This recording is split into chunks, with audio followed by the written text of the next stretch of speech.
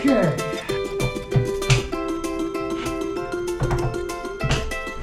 So in addition to training for a triathlon, I am actually training for a half marathon coming up in just about a month.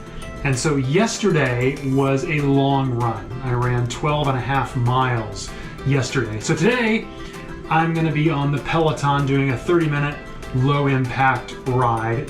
You know, there are certain things that I do as an amateur runner, definitely an amateur runner, to get ready for and to have a successful long run. So on this episode, I thought I'd share with all of you 5 tips from an amateur runner on how to have a better long run. Well, hey guys, and welcome back to Chris Tries Tri. Of the 3 disciplines in a triathlon, there's no doubt that I am strongest in the run. And that's simply because I've been doing that a lot longer than the other 2 disciplines, biking and swimming. Over the past 4 or 5 years, I've competed in several different races and have enjoyed them immensely.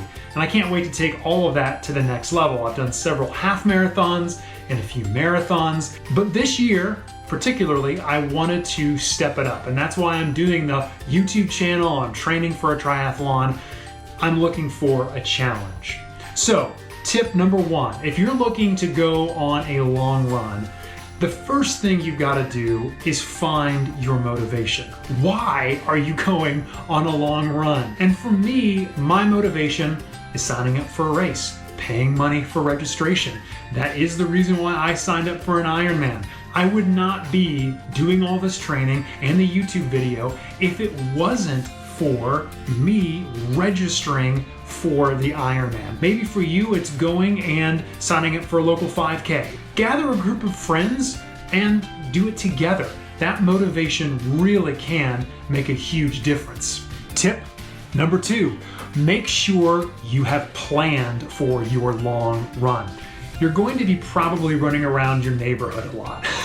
And so that can get quite boring. So to break up that monotony, I recommend a website called onthegomap.com. Now what's great about this is you can chart your entire run and know how long those distances are going to be. So you can say, I'm gonna go from my house down to the gas station and back. And I know that that's going to be a 2-mile round trip.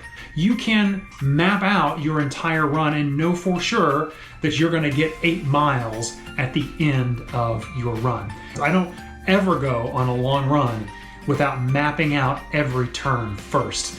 I like to try new things. I don't want to be monotonous. I don't want to feel like I've seen the exact same things over and over again. So I try and find new turns, new corners, new places to go so that it keeps things fresh for me. Okay, so tip number 3 is to gather all of the things that you'll need for your long run the night before. Make sure you set out your clothes, your shoes, any kind of nutrition that you're gonna want, and especially your hydration, your water, and decide how you're going to get access to them. I went ahead yesterday and planted water along the side of the road of my route. I went out beforehand and dropped water on the ground just to make sure that I had enough nutrition on my run. And I'd highly suggest that you do the same thing. Listen, if you're running 8, 10, 12 miles, you're going to want to make sure that you're taking the proper nutrition, that you're having the proper hydration, so that you can have a successful run. Tip number 4, you need to be in the right mental headspace.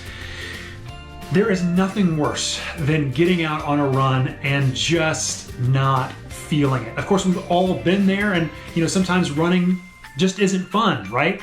My suggestion would be find something to get you excited, whether it's your pace, your time, or maybe it's just the location. Drive somewhere new and just see something beautiful you've never seen before. We live in Florida, so I'll go to the beach sometimes and run.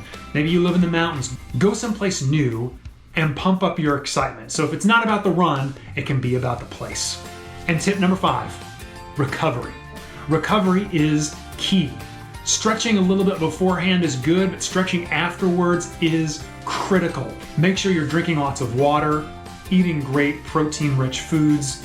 Trust me, your body will thank you if you're recovering properly. And of course, get some rest, which is why today, instead of me going out on a long bike ride or a swim or another run, I am just gonna take it easy on the Peloton. Thanks for joining me, guys. Hope you have an awesome long run. Thank you.